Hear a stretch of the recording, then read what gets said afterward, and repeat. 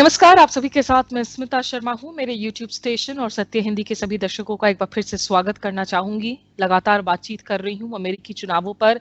3 नवंबर को ये चुनाव हुए और शुरुआत की जो एक कश्मकश की स्थिति थी, वो साफ होने के बाद प्रोजेक्ट कर दिया गया कि जो बाइडेन ही 46वें राष्ट्रपति होंगे अमेरिका के। लेकिन डोनाल्ड ट्रंप अभी भी पीछे हटने को, हार स्वीकार करने को तैयार नहीं है। तो जनवरी में जो शपथ ग्रहण समारोह की तय तारीख होती है, उसके पहले जो ये ट्रांजिशन है एडमिनिस्ट्रेशन का, जो तय प्रिंसिपल्स हैं अमेरिका में, उन सब में अभी क्या कुछ आगे एक्सपेक्ट करें, और खास करके जो बाइडेन की विदेश नीति में भारत के साथ संबंधों पर और चीन के साथ आखिर उनका जो रुख है, रवैया है, वो कैसा रहेगा, इस पर बातचीत करने के लिए वॉशिंगटन डीसी से मेरे साथ जुड़ रहे हैं सदानंद धूमे। आप फॉरेन पॉलिसी एक्सपर्ट हैं, वॉल स्ट्रीट जर्नल के कॉलमनिस्ट हैं और ऑथर भी हैं। सदानंद, बहुत शुक्रिया आपका हमारे साथ जुड़ने के लिए। शुक्रिया। अगर मैं आपसे शुरुआत कर सकूं कि इस वक्त अभी भी जो बयान आ रहे हैं, आप मिट रोमनी को देख लें, लिंडसे ग्राहम को देख लें, जो रिपब्लिकन लीडर्स हैं, वो लोग अभी भी डोनाल्ड ट्रंप को बैक कर रहे हैं और कह रहे हैं कि नहीं, आप चुनावों में जो है हार मत मानो। डोनाल्ड ट्रंप की कोशिश क्या है? क्या उनको लग रहा है कि लीगली, कानूनी रूप से उनके पास एक केस है और वापस से जो है इन रिजल्ट्स को उलटफेर करने की कोई भी चांसेस है उनके पास? नहीं, अगर आप रिपब्लिकन पार्टी को देखें, रिपब्लिकन जो लीडरशिप है, उसमें विभाजन है। मिट रोमनी ने तो जो बाइडेन को कंग्रेचुलेट कर चुके हैं। सॉरी, टेड क्रूज की, हाँ, टेड क्रूज की बात कर रही थी मैं। मिट और जॉर्ज डब्ल्यू बुश जो पहले राष्ट्रपति रहे थे, उन्होंने भी कंग्रेचुलेट किया है जो बाइडेन को। दो चार अभी जो लीडरशिप में हैं रिपब्लिकन पार्टी में, ज्यादातर तो वो चुपचाप हैं। हम्म। एक खास लोग हैं जैसे लिंडसे ग्राहम, टेड क्रूज वगैरह, जो हार मानने के लिए तैयार नहीं हैं। और बात यह है कि तकरीबन 7 करोड़ लोगों ने डोनाल्ड ट्रंप के लिए वोट डाला है। तो वो सब चाहते हैं कि जो 2024 में जो इलेक्शन हो, कि शायद उनका कोई चांस बने, जैसे टेड क्रूज का। तो वो चाहते हैं कि वो अभी ट्रंप के साथ ही रहें, तो इसलिए वो नहीं मान रहे हैं। ये जो कोर्ट में जो चलेगा, मुझे लगता है नहीं चलने वाला, क्योंकि जो उनके पास कोई ज्यादा कुछ एविडेंस तो है नहीं कि कोई वाइड स्प्रेड फ्रॉड हुआ है। तो ये बस जो उनको कहना है वो कह सकते हैं, मगर जनवरी 20 को जो बाइडेन ही बनेंगे प्रेसिडेंट। मतलब आप कह रहे हैं आगे के लिए जो है अभी से जमीन तैयार कर रहे हैं, ये तमाम शक की बीज बो कर इन चुनाव के नतीजों के बारे में डोनाल्ड ट्रंप। हाँ, और उनके लिए तो देखो, उनके साथ कुछ मानसिक भी मसले हैं। वो शायद वो खुद नहीं मान पा रहे कि वो हार गए हैं। पर जो और लोग हैं रिपब्लिकन पार्टी में, वो 2024 को देख रहे हैं। जो डोनाल्ड ट्रंप का तो अपना, he's a strange guy, तो उसको कह नहीं सकते वो क्या सोच रहे हैं, क्या क्या क्या नहीं सोच रहे। दर्शकों को बता दूं कि अभी मैं सीएनएन में रिपोर्ट देख रही थी। उन्होंने अपने सूत्रों के हवाले से कहा है कि मेलानिया ट्रंप, जो कि फर्स्ट लेडी हैं, और जारेड कुशनर, जो कि दामाद हैं, उन्होंने दरअसल डोनाल्ड ट्रंप को सलाह दी है कि आप हार मान जाइए। जबकि डोनाल्ड ट्रंप के जो 2 बेटे हैं, एरिक और जूनियर, वो लोग कह रहे हैं कि नहीं, आप इससे लड़ते रहिए। इसीलिए अभी भी लोगों तक ईमेल्स पहुंच रहे हैं कहते हुए कि आप इलेक्शन डिफेंस फंड में जो है आप डोनेशन दीजिए, हमें लीगली लड़ाई लड़नी है। लेकिन सदानंद, जो एक ट्रांजिशन की प्रोसेस बहुत स्मूथ रहती है हर दफा, चाहे कोई जीते कोई हारे। आपको लग रहा है कि ट्रंप एडमिनिस्ट्रेशन की तरफ से अभी, क्योंकि अब 2 दिन हो चुके हैं, अभी तक हार भी नहीं स्वीकारा है उन्होंने, क्या उनके टर्म में जो ऑफिशियल्स अपॉइंट हुए थे, वो अभी स्मूथली क्या वर्क करेंगे विद द डेमोक्रेट्स ट्रांजिशन के लिए? इतना तो स्मूथ नहीं रहा जितना रहना चाहिए। मगर अगर आप देखें, अगर यही किसी और देश में होता, किसी और मुल्क में होता, तब तो ये घबराने का टाइम आ जाता कि कोई हार गया है और वो हार मानने के लिए तैयार नहीं है। मगर यहाँ पे अमेरिका में जो इंस्टीट्यूशंस हैं, इतने गड़े हुए हैं, इतने तगड़े हैं, तो जो ट्रम्प, चाहे वो माने या ना माने, उनको मानना पड़ेगा। तो मुझे ये नहीं लगता कि यहाँ पे ऐसा माहौल हो कि सिविल वॉर की तरफ जाए। ये नहीं हो सकता यहाँ पे। तो उनको मानना पड़ेगा। शायद वो पब्लिकली ना मान पाए, कि इज्जत का सवाल है, पर प्राइवेटली तो मानना ही पड़ेगा और जाना ही पड़ेगा। अजीबोगरीब बात है कि एक राष्ट्रपति जाते जाते पब्लिकली अपनी हार ना माने, और यही वजह है कि बहुत सारे हाँ ऐसे न्यूज संगठन हैं या दूसरे देशों में लोग हैं, सटायरिस्ट्स हैं, जो दरअसल कटाक्ष कर रहे हैं कि अमेरिका जब अफगानिस्तान के फ्रैक्चर्ड रिजल्ट्स पे कमेंट करता है, नाइजीरिया पे कमेंट करता है, तो अब वो बिल्कुल। लोग भी ठीक वैसे ही रिपोर्ट कर रहे हैं अमेरिकी आउटकम्स पर। लेकिन ये जो आपने कहा, कही जरूरी बात कि 7 करोड़ लोगों ने, और इस वक्त जो हाईएस्ट वोटर टर्नआउट्स हुए हैं, ओबामा के रिकॉर्ड्स को भी तोड़ा गया है, और सबसे ज्यादा वोट अगर बाइडेन के लिए पड़े हैं, तो वहीं बहुत ज्यादा वोट्स डोनाल्ड ट्रंप के लिए भी पड़े हैं number compare to 2 in previous history. Records. Number 2 in history. तो इसके पीछे आपको लग रहा है कि अगर कोविड नहीं होता तो शायद चांसेस थे कि ट्रंप को ये इकोनॉमी की गाड़ी जो है उनकी आगे निकल जाती, दूसरे मुद्दों पर वो आगे निकल जाते? बहुत अच्छे चांस थे उनके, क्योंकि अगर आप देखें एक पोल होता है, गैलप का पोल, वहां पे वो पूछते हैं कि आपकी स्थिति आज 4 साल पहले से आपकी स्थिति आज अच्छी है कि बुरी है।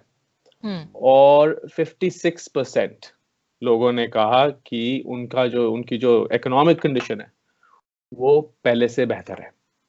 और अगर आप दूसरे प्रेसिडेंट्स को देखें, जैसे ओबामा के जब वो री इलेक्शन जीते, उनका 47% था, जॉर्ज बुश का 44% था और वो जीते। 56% बहुत हाई है, रेगन से भी हाई है। तो अगर कोविड ना होता तो मुझे तो लगता है कि ट्रंप जीत जाते। तो ऐसे में ये जो बहुत सारी बातें की जा रही हैं यहाँ पे वोट बेसिस को लेकर, खास करके क्योंकि ऐसा लग रहा था कि ट्रम्प की मैसेजिंग, एक तो कोविड था और दूसरा और डर और जीनोफीबिया के जो मैसेजेस लगातार जा रहे थे, नस्ल भेद के जो मैसेजेस जा रहे थे, क्या कोई वोट शिफ्ट इस वक्त नजर आ रहा है लैटिनोज में, अफ्रो अमेरिकन में? क्या वो स्प्लिट नजर आ रहे हैं या फिर सॉलिडली जो है उन्होंने जो बाइडेन को बैक किया है? तो जो लिबरल मीडिया है, जो मेन स्ट्रीम मीडिया है, वो 4 साल से वो कह रहे हैं कि डोनाल्ड ट्रंप रेसिस्ट हैं, डोनाल्ड ट्रंप जेनोफोब हैं वगैरह। पर अगर आप रिजल्ट्स को देखें या एग्जिट पोल्स को देखें, तो ये पता चल रहा है कि 4 साल से आज जो ब्लैक कम्युनिटी है और जो लैटिनो कम्युनिटी है, वो थोड़े से वो ज्यादा ज्यादा वोट दे रहे हैं डोनाल्ड ट्रंप को पहले से। अभी भी उनकी जो मेजॉरिटी है बिल्कुल डेमोक्रेटिक पार्टी की है। मैं ये नहीं कह रहा कि मेजॉरिटी ऑफ द ब्लैक्स और majority of the Hispanics are moving, but जो डोनाल्ड ट्रंप थोड़े वो पहले से ज्यादा वोट्स ले पा रहे हैं माइनॉरिटी ग्रुप्स में। इसकी वजह क्या दिख रही है आपको? तो एक तो ये है कि इकोनॉमी की बात है, दूसरी ये है कि जो मेन स्ट्रीम मीडिया है वो उनकी इतनी पहुंच नहीं रही जितनी पहले थी। लोग अपने अपने मीडिया सोर्सेज हैं, व्हाट्सएप है, फेसबुक है, ट्विटर है, वो अपने लाइव्स जी रहे हैं। उनको नहीं लगता कि वो ट्रंप ज्यादा रेसिस्ट है, उनको बस लगता है कि वो ट्रंप वो अपना काम कर रहे हैं, जो उनका बोलने का स्टाइल है कई लोगों को पसंद है। जो बहुत पढ़े लिखे लोग हैं उनको बिल्कुल नफरत है उससे, पर जो आम आदमी है कईयों उनको काफी काफी लोगों को पसंद है। वो सोचते हैं कि वो तो हमारी तरह है, ऐसी हमारी तरह बोलता है वो। तो बहुत बहुत बहुत बहुत बहुत रीजंस हैं, मगर ये नहीं कह सकते, जैसे ये सिंपली नहीं कह सकते कि डोनाल्ड ट्रंप का सपोर्ट वाइट नेशनलिस्ट सपोर्ट है, क्योंकि अब उन्होंने प्रूव कर दिया है कि उनकी जो सपोर्ट बेसिस है it's not only the whites, it's multi racial support. Right. और ये किसी भी सिर्फ जो बाइडेन और कमला हैरिस की टीम के लिए नहीं, बल्कि मुझे लगता है आने वाले दिनों में अमेरिका का जो भी राजनेता हो, जो भी पार्टी हो, उनको ये याद रखने की जरूरत है, क्योंकि आप अमेरिका को किसी एक रंग में जो है अभी पेंट नहीं कर सकते हैं। वो बहुत चेंज्ड अमेरिका है। लेकिन अगर जो बाइडेन के एडमिनिस्ट्रेशन की अब मैं बात करूं सदानंद, खास करके फॉरेन पॉलिसी के क्षेत्र में, उन्होंने कुछ इंडिकेशंस तो दिए हैं कि भाई हम क्लाइमेट चेंज पैक्ट दोबारा ज्वाइन करेंगे, शायद विश्व स्वास्थ्य संगठन, वर्ल्ड हेल्थ ऑर्गेनाइजेशन से अमेरिका ने जो कहा था कि हम हाथ खींच लेंगे, वो ना हो। क्या कुछ एग्जीक्यूटिव ऑर्डर्स जो ईरान पर थे, चीन पर थे, क्या उनको बाइडेन रिवर्स करेंगे? बाइडेन की फॉरेन पॉलिसी जो प्रायोरिटीज है, प्राथमिकताएं हैं, वो आपको क्या लगता है यहाँ क्या होंगी? तो सबसे बड़ी तो ये उनकी सबसे बड़ी वो है कि जो वेस्टर्न अलायंस जो है, जो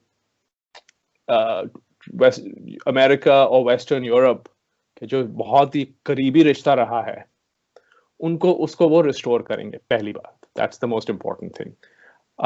दूसरी बात यह है कि क्लाइमेट चेंज पेरिस अकॉर्ड से वो निकल गई थी द यूएस, वो वापस आ जाएंगे।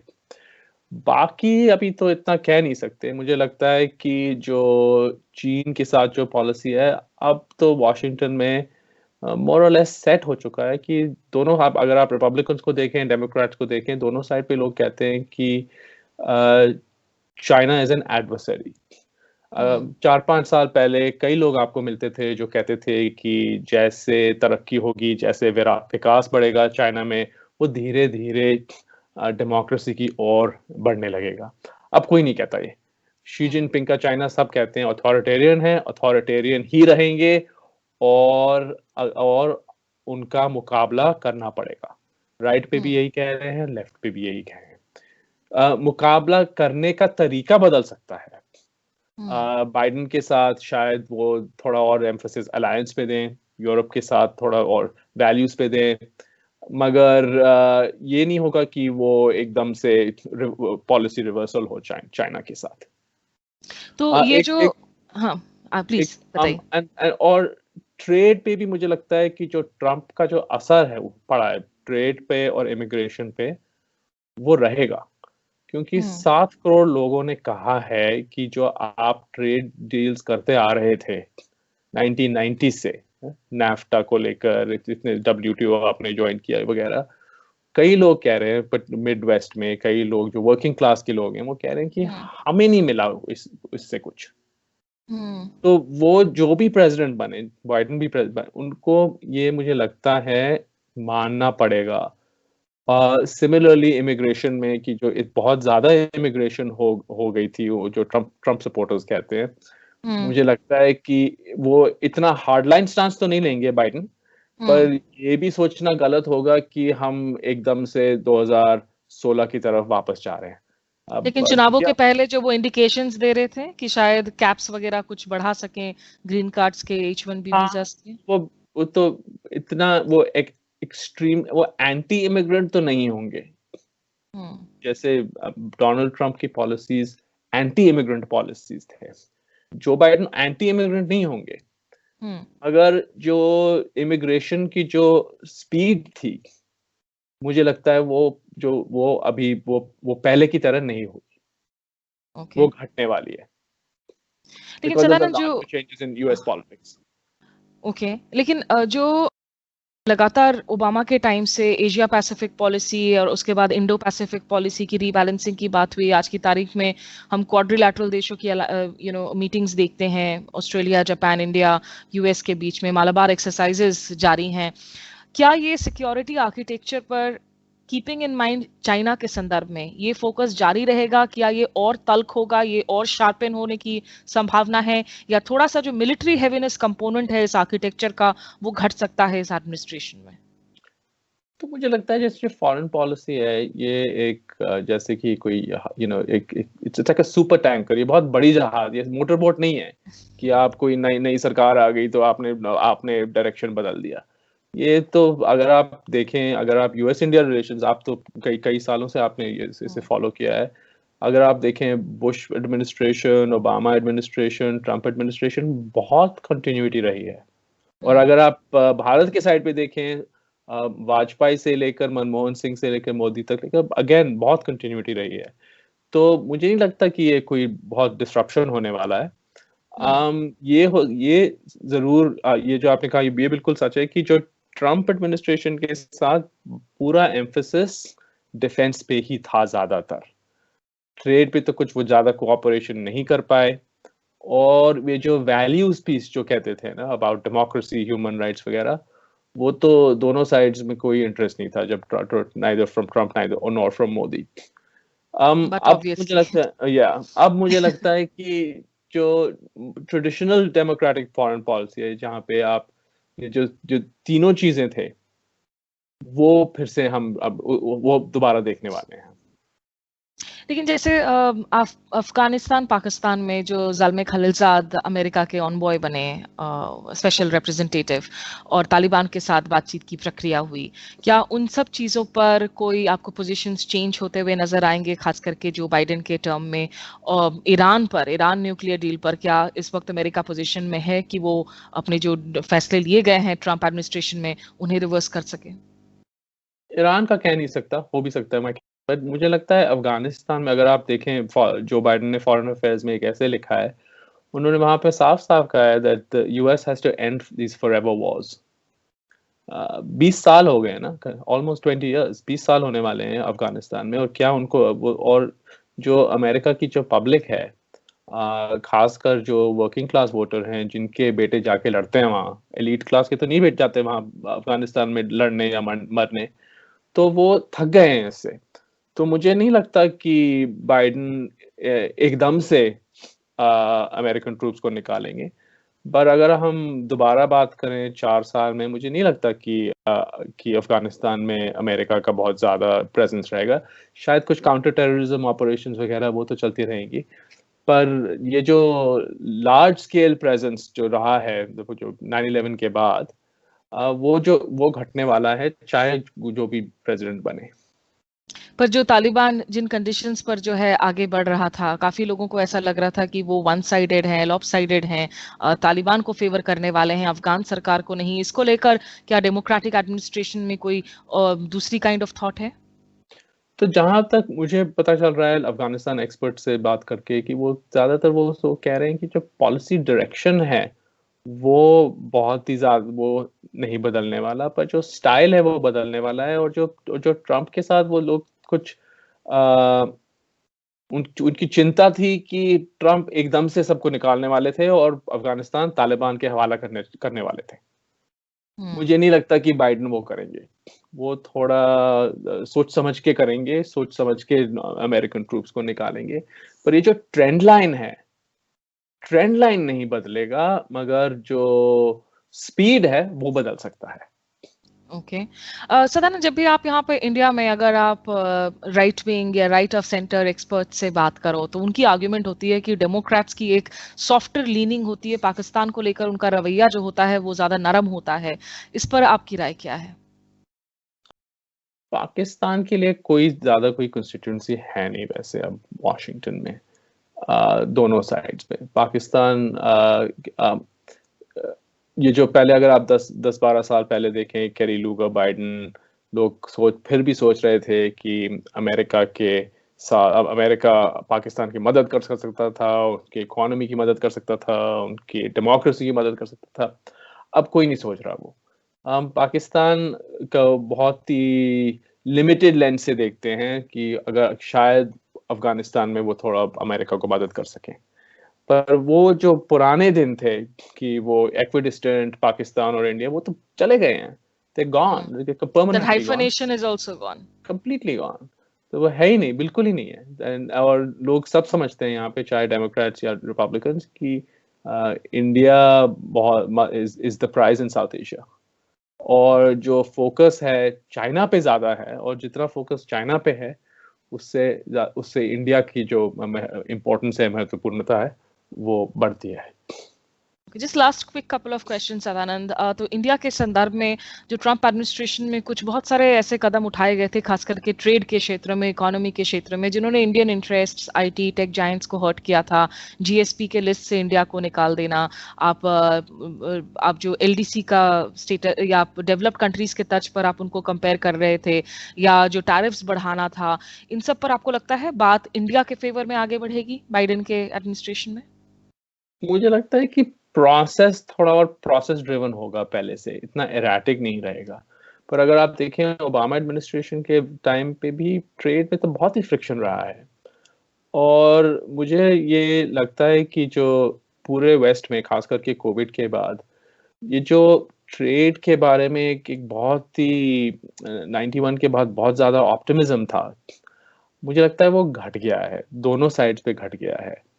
और बातचीत तो चलती रहेगी, पर मुझे ये नहीं लगता कि अब कि अमेरिका में ऐसे कोई एपेटाइट है कि वो अपना मार्केट बिल्कुल खोल दें, और जैसे कि उन्होंने पहले चाइना के लिए किया था, क्योंकि पॉलिटिक्स बदल गए हैं। तो मुझे नहीं लगता कि ट्रेड प्रॉब्लम्स जाने वाले हैं। शायद थोड़ा कॉन्वर्सेशन थोड़ा स्ट्रक्चर्ड होगा पहले से, क्योंकि ट्रम्प के साथ तो उनके जो भी उनके जहन में आ जाता था कि वो हार्ली डेविडसन या जो भी है वो ट्रेड का इशू बन जाता था, वो तो नहीं होगा। प्रोसेस ड्रिवन होगा। पर मुझे नहीं लगता कि दोनों साइड्स के, क्योंकि इंडिया के साइड पे भी अगर देखें मोदी गवर्नमेंट को, वो भी ज्यादा प्रोटेक्शनिस्ट हो रहे हैं आत्मनिर्भरता के साथ, तो दोनों साइड्स पे ट्रेड फ्रिक्शंस तो रहेंगे मुझे लगता है। ओके लेकिन पिछले साल जो हमने देखा था प्रमिला जयपाल, और कल बड़ी दिलचस्प तस्वीर आई जो सेनेटर हैं और ताली थाली बजाते हुए हाँ हाँ खुशी हाँ, से डेमोक्रेट्स हैं। शायद वो तो कोरोना वायरस भगा रहे थे अमेरिका से। दर्शकों को याद दिला दूं कि दरअसल पिछले साल दिसंबर में एक विवाद बड़ा खड़ा हो गया था, क्योंकि जब विदेश मंत्री एस जयशंकर गए थे वहां पर और प्रमिला जयपाल ने खास करके धारा 370 के हटाने के बाद इन तमाम मुद्दों को लेकर काफी सारे जो है क्रिटिसिज्म्स किए थे भारत के, उनके कश्मीर रुख को लेकर। तो विदेश मंत्री ने एक पूरी की पूरी जो है विदेश मंत्री वहां पे फॉरेन अफेयर्स की पैनल से मुलाकात करने से इसलिए इनकार कर दिया था क्योंकि उसमें प्रमिला जयपाल शामिल थी। और कमला हैरिस ने भी प्रमिला जयपाल को सपोर्ट किया था, कहा था कि कोई दूसरे देश का नेता जो है हमें आकर डिक्टेट नहीं दे सकता कि हम अपनी विदेश नीति कैसे चलाएं। तो जो लोग हम कमला हैरिस की इंडियन ओरिजिन को सेलिब्रेट कर रहे हैं, हमें ये भी याद रखना होगा कि ये सारे नेता अमेरिका फर्स्ट हैं, अमेरिकन फर्स्ट हैं। तो सदानंद, ऐसे में ये जो डोमेस्टिक इश्यूज हैं, सीएए, एनआरसी, कश्मीर, इस साल डोनाल्ड ट्रंप अहमदाबाद की रैली के बाद जिस दिन दिल्ली में अपनी प्रेस कॉन्फ्रेंस कर रहे थे, उसके ठीक पहले रात यहाँ दिल्ली में दंगे हुए थे। लेकिन दिल्ली दंगों पर उनसे बहुत सवाल पूछने के बावजूद कुछ भी कमेंट उन्होंने नहीं किया था, बल्कि प्रधानमंत्री नरेंद्र मोदी की नेतृत्व पर जो है भरोसा जताया था। क्या ये बातें कुछ अलग होंगी इस एडमिनिस्ट्रेशन में? बिल्कुल 100%। मैं ये नहीं कह रहा कि जो ह्यूमन राइट्स और डेमोक्रेसी के जो मुद्दे हैं, या मैं ये नहीं कह रहा कि ये नंबर 1 इशू होंगे, नहीं। नंबर 1 इशू अभी भी चीन ही रहेगा। शायद नंबर 2 इशू अभी भी इकोनॉमी और इकोनॉमिक टाइज हैं। पर ये जो ट्रंप एडमिनिस्ट्रेशन के साथ ये बात थी कि वो कुछ इंटरेस्ट ही नहीं था, और जो डेमोक्रेटिक पार्टी है वो बहुत ही इन इश्यूज वो बहुत इंटरेस्टेड है इस इश्यूज में और कंसर्न्ड है। और अगर आप प्राइवेटली बात करें डेमोक्रेटिक लीडर्स से, तो आपको वो साफ कहते हैं कि वो बहुत ही वो वरिड हैं। वो कह रहे कि इंडिया जिस दिशा में जा रहा है, जो माइनॉरिटी राइट्स के इश्यूज हैं, जो फ्रीडम ऑफ प्रेस के इश्यूज हैं, तो वो शायद वो बहुत जोर से ना बोले, it may not be very public, but it will be a part of American diplomacy, certainly behind closed doors. Make no mistake. क्योंकि इंटरनेशनल एनजीओस की फंडिंग का मसला भी मुझे याद है, बराक ओबामा ने जब अपना लास्ट विजिट के दौरान उन्होंने उस मसले को सरकार से उठाया था और थोड़ा सा स्लाइड जो है रेफरेंस भी दिया था अपने इनफैक्ट सिरीफोर्ट ऑडिटोरियम के टाउन हॉल में। तो आप कह रहे हैं कि पब्लिकली ये मुद्दे उठाए या ना उठाए, लेकिन ये कॉज ऑफ फ्रिक्शन हो सकते हैं between the BJP government here and the Biden administration? बिल्कुल बिल्कुल हो सकता है। तो ऐसे में ये जो सदानंद, नरेंद्र मोदी की जो पर्सनल केमिस्ट्री की बात लगातार की जाती है नेताओं के साथ में, उन्होंने बराक ओबामा को भी रीच आउट किया था, लेकिन डोनाल्ड ट्रंप के साथ जिस तरह से पॉलिटिकली इन्वेस्टेड नजर आए, वो हाउडी मोदी इवेंट हो या अहमदाबाद में साथ रैली करना हो, बीजेपी के जो लोग हैं या जो फॉरेन पॉलिसी उनके जो थिंकर्स हैं, उनका कहना है कि this was a part of the process. आपको लगता है कि कूटनीति में इस तरह के प्रोसेस उचित है? मैं ये बस कहना चाहता हूँ कि जो भी वेस्टर्न पॉलिटिकल लीडर जो मोदी जी के साथ पब्लिकली रैली में गए हैं, या पब्लिक, जैसे आप टोनी एबट को देखें, वो क्रिकेट स्टेडियम में चले गए थे उनके साथ, और फिर आप स्टीवन हार्पर कनाडा में देखें, या फिर डेविड कैमरन को देखें लंदन में, या और डोनाल्ड ट्रंप में। ये बस कहना चाहता हूँ कि अभी मोदी जी का रिकॉर्ड 100% चल रहा है वेस्ट में, कि कि वो इलेक्शन सारे हार जाते हैं। तो मैं बस ये इतना कहना चाहता हूँ कि जो प्रोजेक्शन है, हाँ। कि अगर आप कि मोदी जी का बहुत वो प्रभाव है इंडियन अमेरिकन या डायस्पोरा वोटर्स पे, वो मुझे लगता है पहली तो ये बात है कि वो खास प्रभाव है नहीं। और ये जो ट्रंप के साथ मुझे जो लगता है, जो रैली जो की थी, that was fine, that was totally defensible. Where he crossed the line was with saying अब की बार ट्रंप सरकार, और द डेमोक्रेट्स नोटिस दैट, तो वो उनकी गलती थी। रैली करना, दैट वाज फाइन, बट ये मुझे लगता है कि ये जो उनकी जो अब स्ट्रैटेजी रही है कि वो डायस्पोरा को थोड़ा वो डोमेस्टिक वेस्टर्न पॉलिटिशियंस को इम्प्रेस करना चाहते हैं कि उनका डायस्पोरा पर इतना होल्ड है, मुझे नहीं लगता कि ये स्ट्रैटेजी आगे ज्यादा चलने वाली है। क्योंकि यहाँ तो बीजेपी नेताओं का जो आर्ग्यूमेंट है, मैं जय पांडा से पिछले दिनों बात कर रही थी, उनका आर्ग्यूमेंट यही था कि भाई उस स्टेज पर जब वो जाते हैं मोदी जी, तो वहाँ तो सारे पार्टियों के नेता होते हैं और हम वहाँ पे जो है उनकी जो हमारी डायस्पोरा है उनकी हम लॉयल्टीज को डिवाइड करने की कोशिश नहीं कर रहे हैं, बस क्योंकि प्रधानमंत्री हैं तो ये आउटरीच कार्यक्रम है उनके साथ में। नहीं, पर that's not, unfortunately I mean that's not true, right? हमें पता है पहले तो उन्होंने ये अब की बार ट्रम्प सरकार नहीं कहना चाहिए था, तो endorsement it was almost an endorsement, all but an endorsement, जो रिपब्लिकन्स ने इस्तेमाल भी किया इनफैक्ट अपने कैंपेन में, उनके एड्स में इस्तेमाल किया। और जो अगर आप देखिए, और कई लोग जो संघ परिवार से जुड़े हुए हैं अमेरिका में, वो काफी ओपनली वो ट्रम्प के लिए कैंपेन कर रहे थे। तो ये जो उन्होंने मैंने किसी और के चैनल पे कहा था कि वो इन्होंने एक गैम्बल किया था उनका, अगर ट्रम्प जीत जाते तो वो कहते पे the Gamble would have paid of, I would have said okay, it was fair enough. पर अब जो गैम्बल उन्होंने किया था, it has not paid of. अब उनको रिपेयर वर्क करना पड़ेगा डेमोक्रेट्स के साथ। तो ये रिपेयर वर्क के लिए आपको लगता है कि जो बाइडेन को भी मतलब वो रैलियों से ही इम्प्रेस करेंगे, जो बाइडेन के रैलियों से इम्प्रेस्ड होते हैं? अब तो वो बिल्कुल क्लेम करेंगे कि जो बाइडेन उनके बचपन के यार है। वो फोटो तो है ही जिसमें वो कान में कुछ खुशखुसा रहे हैं मोदी जी। तो बस, तो अब I mean that we should not grudge him personally. जो भी वो, अगर वो अपने पर्सनल करिश्मा से कुछ वो रिलेशनशिप बढ़ाना चाहते हैं, वो भारत के लिए भी अच्छा है, that we don't grudge him that. But problem ये रहा कि वो थोड़ा, उन्होंने अपने हैंड को, जैसे अंग्रेजी में कहते हैं, थोड़ा ओवरप्ले कर दिया। That is the part I criticize. I don't criticize him playing his hand. I criticize him overplaying it. क्योंकि ये कूटनीति में ये भी हकीकत है कि काफी दफा जो है पर्सनल केमिस्ट्री की बदौलत बहुत सारी बातें आगे बढ़ती हैं, लेकिन जहां तक नीतियों का सवाल है या मुलाकातों से आउटकम्स का सवाल है, उसके लिए जो है एक इंस्टीट्यूशनल स्थिरता की जरूरत होती है, वो सिर्फ और सिर्फ पर्सनल केमिस्ट्री के आधार पर। क्योंकि अगर पर्सनल केमिस्ट्री ही सब कुछ होता तो याद रखें, नरेंद्र मोदी और शी जिनपिंग जिस फ्रीक्वेंसी के साथ मुलाकात करते रहे हैं और फॉर्मल समिट, इनफॉर्मल समिट करते रहते हैं, स्विंग्स झुला रखे हैं, तो फिर तो एलएसी जैसे मामले होना ही नहीं था।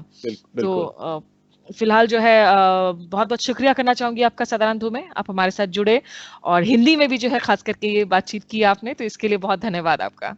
धन्यवाद स्मिता। तो जो दर्शक मेरे साथ मेरे YouTube station Smita Sharma journalist और सत्य हिंदी के पोर्टल्स के जरिए जुड़े हैं, आप लोगों का शुक्रिया। फिलहाल के लिए इतना ही, नमस्कार।